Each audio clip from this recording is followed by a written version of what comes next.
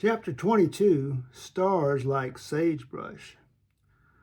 We made it to the Riff Raff Valley a good 2 hours before twilight. We quickly set up camp, then enjoyed some water and biscuits, resting while doing so. With still over an hour before the sun went down and feeling refreshed, we decided to do a little exploring. On the other side of the first significant hill we came to, we discovered what looked like a ghost town. The few buildings, what was left of them, were all made of a wood that, according to Stalwart, wasn't endemic to finest Colombian. Before becoming a pharmacist to the cows, I took forestry classes at the University of Rocky Mount on Sharpton's Lair. One course I took was entitled Your Universe of Trees. This wood, if I'm not mistaken, is from a spooky elm tree and grows only in the Sigma Draconis system. The mention of Sharpton's Lair brought a question to my mind. You wouldn't know a Mark, a.k.a. Mark, would you? Stalwart replied, Sure, Mark, a.k.a. Mark, and I both attend pharmacists to the cows' conventions on a regular basis. I see him every 50 years. Nice fellow. I also know his wife, Tammy, i.e. Tammy.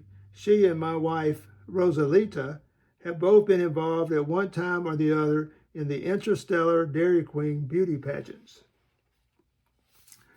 Dairy Queen beauty pageants? I would have to look into it. It could possibly be a rich vein of dairy cow information I could tap into. The ghost town was a mystery. Another mystery on a mystery list that just kept growing, mysteriously. Leaving the ghost town, we walked down to a small stream that was in the process of drying up. Usually, the jungle is loud and noisy, but now there was an eerie quietness. It was beginning to get dark, and the sun was descending on the horizon, which itself was a melange of colors, pale orange, cobalt blue, and light purple. It was time to get back to camp, while there was still enough light to find our way. We reached camp just as total darkness enveloped us. We had previously gathered firewood, and Fleetwood quietly got a fire going. It was my night to fix supper, which consisted of beans and franks. In all my many years, I've kept the diet simple. Stalwart and Fleetwood were both easy to please, and everyone seemed to enjoy the meal. Later, just before falling asleep, I gazed at the heavens above.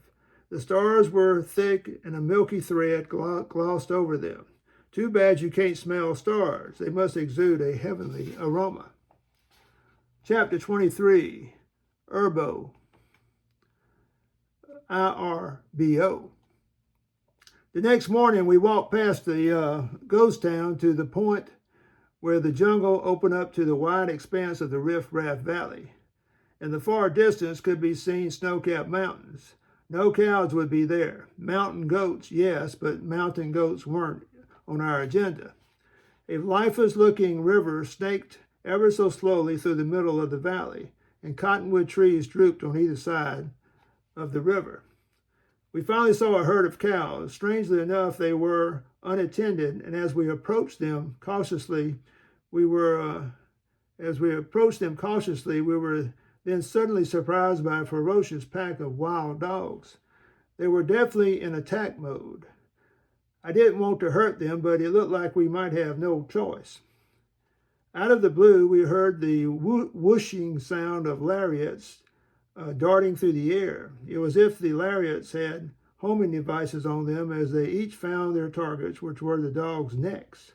The dogs were quickly subdued by our benefactors, who turned out to be female trainees from the Syrian Space Academy.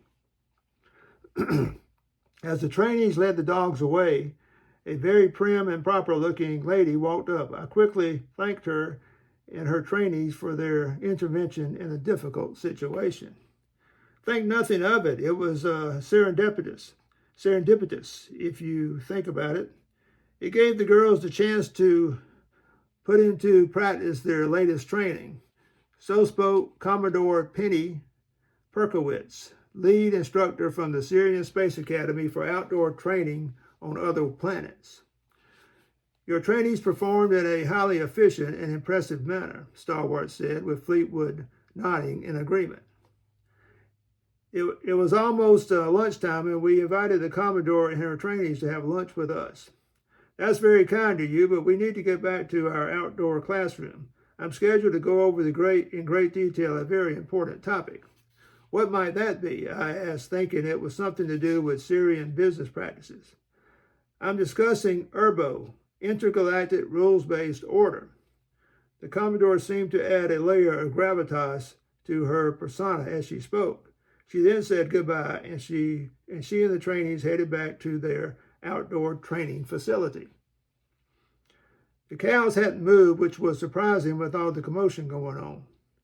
We decided lunch was in order, and since it was the heat of the day, a nap also. Upon waking, we hiked down to where the cows were lazily grazing. Stalwart spent the next several hours studying them. Nothing appeared out of the ordinary. I wondered aloud, wonder why no one is attending to them. Don't they need to be milked on a regular basis? Of course, I knew that was true of earth cows, but my TPE training led me not to assume it was necessarily true of finest Colombian dairy cattle. That ship has already sailed, Stalwart answered. Chapter 24. I need to revise an earlier statement. The dogs were running free, but the cows were just standing around free. Anarchy was all around us. At the end of Riff Raff Valley, we re-entered the jungle. But this jungle was subtly different from the previous jungle. It was an even wilder jungle, but that extra layer of wildness was not readily apparent. There was a greater calm, but it felt like a calm before a storm. I told Stalwart and Fleetwood to keep their eyes open and ears to the ground, and to take nothing for granted. Keep on your toes, I cried out to them.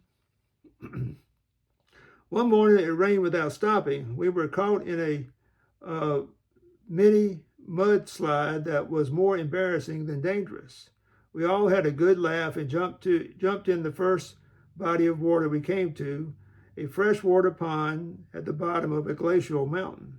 The water was ice cold, but it was the middle of the day. The rain clouds had dissipated, and the sun was high in the sky, and currents of heat were cascading across the barren earth.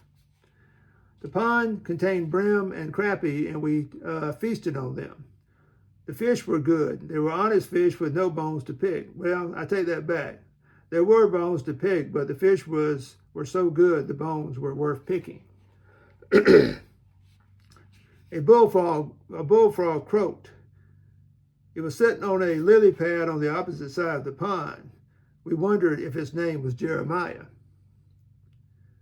That night, the night sneaked up on us like a creature in the dark. We felt no fear until fear felt us.